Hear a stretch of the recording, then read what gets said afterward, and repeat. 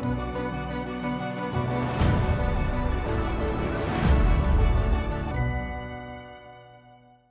Patrick Davidson. On this episode of ReCAPS, we're sharing another personal history that CAPS recorded for the Museum of Ventura County's presentation, Ventura County, the place we call home. Today's storyteller is Cynthia Salas. As an immigrant, I've moved quite a lot. To me, the concept of home is not one that I can relate to a specific place. When I think about home, to me, home is the memories that I create with the people that surround me. Is also a lot has to do with the community and the work that I do with the community. It gives me purpose and it guides it, I feel that I can contribute, even if it's a tiny little bit, with making something better or a situation better, whatever it is. So why don't you tell me a little bit about yourself? Sure. Similar to yourself, I'm also an immigrant. My parents migrated to California or the United States in the early 70s. My father in Mexico, because we're from Mexico, he was a professional boxer. He was part of the 1968 Olympics. He was number one in Mexico in his division, peso pluma or featherweight, and I believe number 3 or number 4 in the world at that time of his life. But as things happen in families and communities that need to thrive as a family, was overshadowed to his career. So he decided to migrate to the United States and work as a field worker. And so when you speak about, what defines family, in terms of my story, I think about what my father tried to recreate to make us feel like home, establishing our norms within our home and understanding that when we were in the United States that we had to dominate a language and dominate a culture or understand a culture that was very different from our own, but still very much conserving our values. And as a migrant field worker, we moved a lot. We moved, the cities that I remember as a kid was moving to Salinas, up north, living in Los Angeles until he finally settled in Ventura County. I'm the second oldest of seven siblings. I just recently lost my dad in October. But when you talk about what makes home, it is memories. I've lived in different parts of the United States myself. I moved to the Midwest to go to school. I completed a biochemistry degree, and then after spending time in that world, fell in love with education because I saw how many kids didn't like math and science, and worked in the healthcare agency as a health equity culture diversity manager during the pandemic and at the peak. And now coming full circle, I work at the Ventura County Office of Education, co-leading efforts around migrant education. So the opportunity to give forward. But when we tie this topic associated to what is home, I think about the families we serve. And even though that isn't my current reality, there's times I find myself processing like, wow, these are things that I didn't realize my parents went through. And so you start to build rapport with families, familismo, if you will, and you start to create another home within a home. I do remember that growing up, the majority part of our lives, we lived in Ventura, on Ventura Avenue, but my parents always gravitated to Santa Paula. As later on, as I grew up, I found out that a lot of people from their state in Michoacan lived here. And so the constant trips. So then I started to normalize that this was just an extension of Mexico, but we just happened to move a lot because of the kind of work. And as I've now come to be a full-on adult, having moved back from the Midwest 10 years ago, again, reestablishing what it is to be, have set a home, what is tied around that, and watching how my nieces and nephews have grown and building memories with them and trying to remind them of my father. And so what really resonated with me, what you shared, was on community. My father was big on community. He didn't speak very much English for the larger part of his life, and so, but understood the importance of building connections with other people. I still remember us interpreting for my dad, and as we were English learners ourselves, wondering now as an adult how much of that I got right. And but and memories and shared experiences, I think, is what builds a home. Um, when I moved to the Midwest, I went to school out there and worked out there. I went by myself. My father was concerned about, like, you don't know anybody, you're going to be by yourself. But the example of building community was something that, whether he knew, he modeled intentionally or not, was very embedded. And so as I ventured out in the Midwest, I have my family. I still connect with friends, and it got to the point where I started calling, and I sometimes still say, oh, when I go back to Iowa, my home, or because you start to establish these relationships with people. I think that beyond borders, the human connection is one of the strongest elements to establishing what a home is. Do you feel that your concept of home has also evolved through the years and in the different locations that you've lived in? Yes. I will share that prior to moving to the Midwest, my definition of family or home was very centered around my parents, my brothers and sisters, and the few nieces and nephews that were around at that time. And then when I ventured out, having to learn about a community, getting very involved in the STEM world and in higher education, it just exposed me to another tier of people.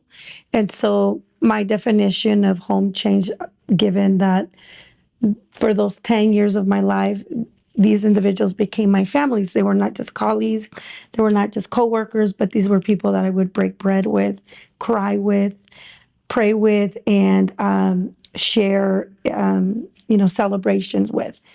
And then when I navigated back home, found myself being part of another family, which were members of the community that were civil rights activists, that were social justice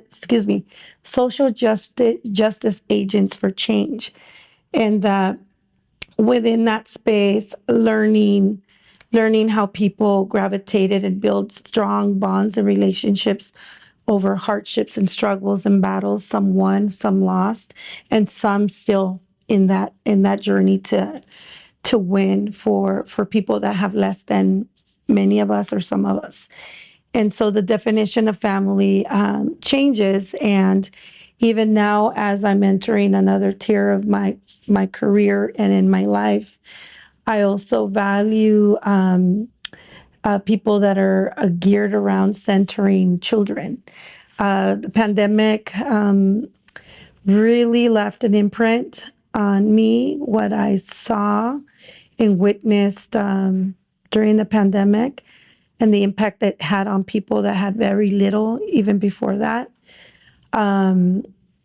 just moved me to work with a sense of, sorry, I get a little emotional, but moved me to work with a sense of urgency, because even though I did not know many of these individuals, I just felt a sense of connection that this was somebody's dad, mom, sibling, brother, or sister. And watching what many families went through out of fear, out of necessity, out of lack of resources, was it just really, really impacted me to the core. Yeah. Um, uh,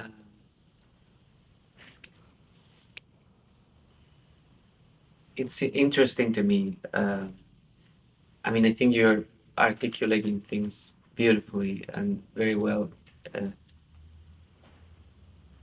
explained. Um, when I talk to people about the meaning of home, I do hear, for people it's family or those memories, or I also heard someone said that uh, home is self-defined, and I wanted to know if that triggers any thoughts on you when someone says that. I believe that everyone has a lens that they look at things through, whether it be learned experience, lived experience, or indoctrination by family values or religious values. But for me, I think the definition of what home is at a core of being a human being and wanting to make connections with people at all levels. And obviously, trust is one of the first factors you build with rapport, but even beyond trust is being able to have not just empathy, but compassion. The empathy level is like, I feel your pain, but I'm stuck with you there, right? And depending on who I am through that empathy, I might respond in a way that is not beneficial to you or to myself. But when we shift that to compassion, then you're seriously searching for how do I connect with this human being without an agenda, with the intent to uplift and elevate this individual to be at his highest level of love, of being, and support, and just being everything that person needs at that time. Wow. I wow. I feel that you've put in words things that are very hard to explain, and that I think my museum is trying to do, or the people that I'm working with are trying to do. So suddenly it fills me with joy to hear that you are in a position to help many people through the work you do. Um, Patrick, I'm going to ask you because if you have anything else, because I feel that with the last comment you just dropped the mic, Yeah. and it was like boom. Yeah. I and this is just a curiosity Sure. because you've worked with so many people that had so little, Mhm. and how they might answer the question of home is to them because Mhm. they've lost so much. And that's a really loaded question, especially right now. Speaking specifically for field working families that who I work with directly and feed the world, but yet they struggle with that definition of what defines a home. For many of the families that I've had the privilege of connecting with, it's basically having a stable space to cohabitate with their family, with their children, to be safe, to have to hear stories about I'm renting a room where my wife and I and my 4 or 5 kids are we're looking to look for another space because we can't afford it.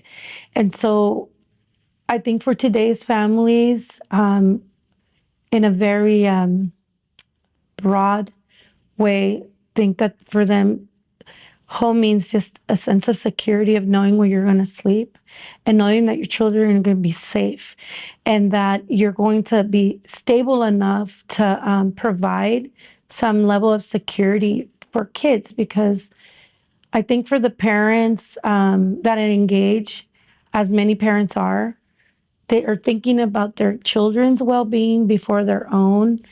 And wanting to provide a stable space where their children can anchor and feel that, okay, I can continue on with being a kid, because I know I have the basic fundamentals of need. But even to that next tier,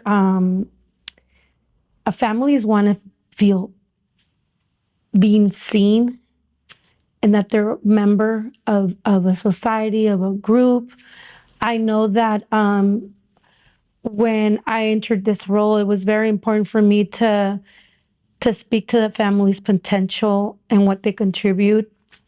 So creating our own sense of home and family, and thanking them for their service and saying that this is why some of these programs exist. So they look at it as a thank you instead of feeling like somebody's just giving me a handout, because there's a lot of pride in that. But I think that we're living in a time where the most basic needs are not being able to be met by families with the kind of work that they do.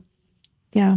Can you give me a couple of examples of the work you do hmm and that is helping these hmm specific examples? Yeah.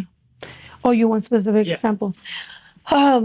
Okay, yeah. So well, there's that's my role in my job. But then there's the other role that is like a community member, a community advocate. I'm currently the president of Latino Town Hall. This organization was established here in Santa Paula. It's over 26 years old, and it has a history of just advocating and uplifting the needs of those that feel they don't have a voice or can't speak on their own. Uh, from even before the pandemic, just advocating for education, like because parents and especially our field working families are working, ensuring that when there's our voices are at the table, that we remember to represent them. That when a school is thinking of doing something more, we keep it in mind, our field workers, and how will they learn about this information and access, or most currently with the housing situation in each city, there's efforts being done, and reminding those that are decision makers to keep them at the forefront, that when we're truly looking at equity, that we seek to provide for those that truly have nothing, and then seek to help those that have something, and then go from there. Um, Additionally to that is in the community also there's a lot of support. I don't do this much now, but before and during my time at the county, even though it wasn't in my role, because I was the equity service manager and people would see me in the community with my team or through Latino Town Hall, domestic violence, and wanting to know, well, how do I get help? And being scared to go to a law enforcement agency. And so even though it wasn't part of my job, I would tell the families, okay, I have all these meetings, but I can meet you at this hour of the night. And so I would drive to their homes and read their whatever legal documents they had, or advise them on how to appear to court. And if for some reason I couldn't release myself to go with them to court, that I would ensure that I would type up their comments in English and in Spanish, provide them with the copies, and give them instructions on what to do when they were there, so the judge could understand their circumstance. Because many times families want to be heard but don't know the correct language to use, and then cultural norms fall into play. I'll give you an example. There was a incident with a family that I supported where there was some level of abuse with the daughter, and the mother engaged the law enforcement, and it was kind of the ball was dropped. From the mom's perspective, there was a language barrier. And then me explaining to mom that the judicial system was very different here than it was in Mexico. Mexico, you're guilty until proven innocent, and they hold you until that point. Whereas here, it's the other way around. And then also explaining to the law enforcement agency that there was a need to inform their law enforcement officials on how to engage with certain community members that don't have experience engaging or understand our judicial system, because it came across as dismissive. Nobody cared. And This particular lady, I ran into her on a break during my break time, and she was crying, and I approached her, and from there I found out that that was her situation. So there's always an opportunity to help someone, and we have the choice to do that. Sometimes, yeah, we're tired, and I could have very easily said, I'm tired. Let me give you a number and call someone. But again, going to back to your point about community, community is familia, it's family, and so you feel at home in a space. And to this day, I still keep in contact with this family and figure out where she's at, and trying to connect her to resources or people as needed.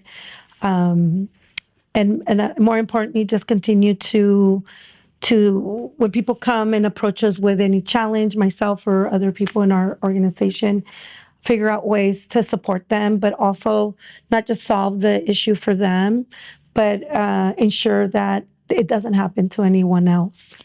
And always coming in from the lens of assuming good intent, that it was inadvertently, until proving otherwise, because we need to build relationships even with our agencies and our entities that serve. I feel that the next question I'm going to ask you is the wrong question. This is the question that I hear many people asking all the time in different topics. And first of all, there is not a straight or easy answer. And also, I think it depends a lot on what your background is and the privilege that you carry. Yes. And also, if you're part of a dominant culture or an underrepresented community, uh, what do you think people can do to help? Oof. There's the options are endless. You don't have to be a well-versed person in an area. It's just being engaged, showing up to a meeting, showing up to a cause, a call to action, and not even giving public comments, just sitting and taking up space and standing for something. I'll give you an example of something that's so simple. My older sister, when she was still with us, she had a daycare. And the way she helped people was she would babysit their children, but if they were young adults, oh, you know what? Let's get you ready to go to college. And so she used to work in a community college, so she would help fill out their paperwork. She'd pick up the phone and call someone she knew. Hey, this is the story for this person. They're coming over. Their paperwork is filled out, and she would tell a student, I will babysit your child 24 hours, but you have to be in school. And so that's one way of helping, right? Another way of helping is somebody comes over and says, can you read this letter for me? I do not know what it says. Communication is the biggest way to help people. Having access in their language is another way to help people. That you may not be a trained interpreter, but if you have a neighbor, a friend, or someone in the community that says, can you help me by interpreting? And you have the ability to speak more than one language, then that's another way to help someone. And then there's the other way of just listening. Listening. We live in a world where we're so overstimulated with messages, texting, social media, television, radio, more so than any time in our history, that the attention span is very little. And so if we can reinvite listening and paraphrasing, and to ensure that we as listeners are capturing everything that someone who's sharing with us is sharing, but also give space, not to provide solutions, but to allow that person to process that journey for themselves, to build interdependence and self-dependence, and to empower them to say, look, you can process this as well. I think that that's the simplest of ways to help people. People think that sometimes helping people, you have to do this like gigantic things like taking on board of supervisors or or school or just a huge cause. This people can help people in small ways and smile, just asking somebody how they're doing today, inviting people to sit with you when you see someone's by themselves if they feel disconnected. So yeah. Thank you. You're welcome. I'm just about to cry. So No, thanks so much. you're welcome.